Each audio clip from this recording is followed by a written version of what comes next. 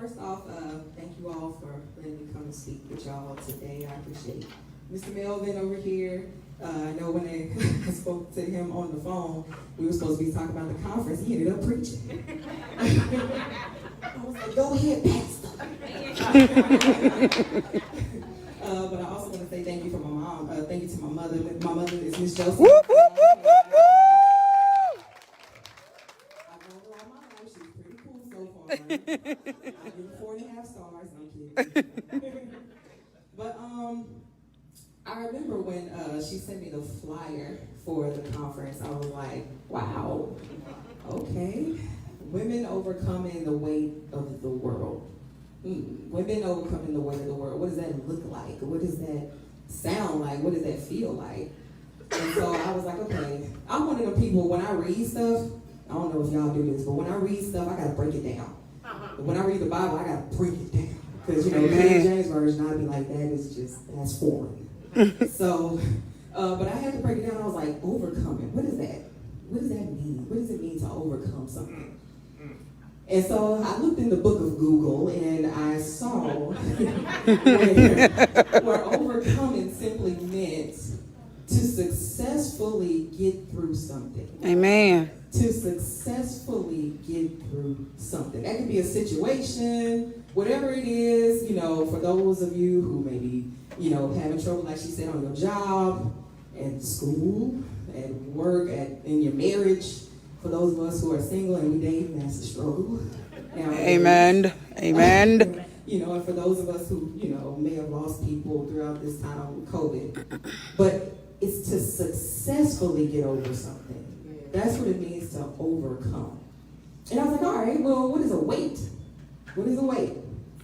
Well, besides something I have abundantly, it's something that we carry. Something that we carry. I remember my cousin Lisa, she said, you know, we carry weights. And I was like, okay, so what are the things that we carry? You know? What does it mean to carry something? Well, how many of y'all work out? How many of y'all work out? Anybody in here work out? No, just me? Okay, one person. Okay, all right, you know, I'm trying to stay young. You know, black don't crack unless you smoke it. But, okay, girl. But when I work out, a lot of times, you know, I have to lift weights. And the weights can be quite heavy. For those of y'all, you know, who don't lift weights. Those weights get quite heavy. Now, it is a benefit to that because I'm stronger, but it does hurt sometimes. Right. Sometimes carrying those weights, it hurt. You wake up the next morning, it hurt even worse. Because now your body is fatigued, you know. I live upstairs in an apartment, so going up and down the stairs is painful. But I thought, okay, you overcoming a weight. So for some of us, a weight can be, like I mentioned, school. Sometimes it can be church. Amen. Speak truth. How many of y'all ever struggle at church? You know what I'm saying? Okay, I got some hands. I got some Amen. hands. Okay. Church can definitely be a weight, especially when you're dealing with people. Handful sometimes. And when you're dealing with people, sometimes you have it, especially when you're a speaker and all of that, you got to take on what they take on. You got to pray for them. You got to do all kinds of stuff. And so you're carrying something. And God showed me something else. He said, a lot of times we're having to carry what's called a burden. What is a burden? A burden is a load, sometimes a heavy one. And sometimes those loads can be difficult, real difficult to carry. And when I noticed that this was a women's conference, like what my cousin said, a lot of times we as women, not only do we carry babies, but we carry things around us. We carry the problems that happen around us. I see majority of us, well, pretty much all of us, the women in here, we're black. That is a burden. Right. You're a double minority. Right. You're treated unfairly. You deal with traumatic experiences. You're being treated like you're the bottom of the barrel. You're overlooked but underpaid. Come on. Come on. You know what I'm saying? Yes. A lot of times you're often replicated, never celebrated. And so sometimes being a black woman, especially in this country, that's a burden. But I wanted to talk about other things such as the things that we talk about, like what she said, the things that we sweep under the rug that can be a burden. We deal with trauma. We deal with depression. We deal with anxiety. We deal with an unclear conscience, mental illness. You know, in the black community, we are the highest ranking when it comes to mental illness. Right. And the thing is, we don't talk about it. We don't like to talk about it. I'm one of those people, I'm going to be honest with y'all. I go to therapy. I go to Jesus too, but I go to therapy. Amen. Okay, amen. I got amen. Back Amen. all right, sister. Okay. But one of the things I realized is when it comes to therapy, one of the reasons why I chose to start going to therapy anyway, is because we have those things, like what she said, those generational things that we want to stop doing, we want to get over, we want to get past them because there's some things in our lives that we don't need to carry. Amen. Hello? There's some things in our lives that we don't need to carry. It's some things that we don't have to do that are generational. We think that we have to go through the same struggles as our grandparents, great-grandparents, mom and them, all of that. We don't. We can choose to do it differently. We can choose to get rid of that load.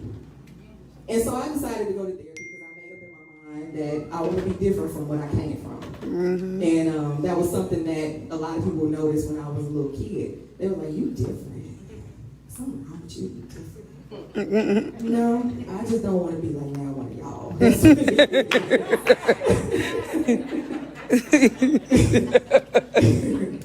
And so you got to make up in your mind, okay, you know what? I'm a black woman. I'm a double minority. I got all of this stuff going on. I got all these expectations. So much is asked of me. Everybody wants something from me. Everybody pulling. Mm-hmm. How can I get a break? These loads is heavy. How can I get past this? And God gave me one word. Don't you hate that? You be looking for something from God, like a whole big bang, bam, boom from God, and He just give you one word. I'm like, Jesus, come on now. I can't do this. He just gave me healing. Healing. That's something we don't talk about. We don't like to talk about. Reason why is because we don't like to talk about the problem. Right. We don't like to talk about the problem. I can tell you many things that we sweep under the rug in our families and with our kids. I don't have any kids, but there's a lot of things that we don't want to talk about. And God says, I need you to heal. In order for you to heal, you have to be willing to open up. You got to be willing to let go. There was a word that God gave me a week ago before I even got up here to get, asked to speak. And He said, I need you to let go in order to hold on. Wow. I need you to let go wow. in order to hold on. That's good. That's and good. All right, God, what you mean? What do you mean by that? What do you mean by that? And He said, first of all, there's some things within you I need you to let go of in order to hold on to my promises, in order to hold on to your purpose, in order to hold on to the word that I gave you. Because guess what? Some of y'all in this room, and myself included, y'all done gave up on some stuff that God told you. Y'all done gave up on some promises God done gave you. You gave up on some prayers, all kinds of stuff. You gave up on some prophecies. And God is like, I don't need you to let go of that. I need you to hold on to that. But before you hold on to that, I need you to let go of your fear, your doubt, everything that you want. Right. Come on, cuz. You need to let go of that. Because guess what? A lot of us in this room are not walking in our purposes. We're not walking in the thing that God called us to be because we're scared. We don't think we're good enough. What is it? When we're, especially for us as black women, we're made to think that we're not good enough. Especially us of the chocolate complexion. A lot of us are made to think we ain't good enough.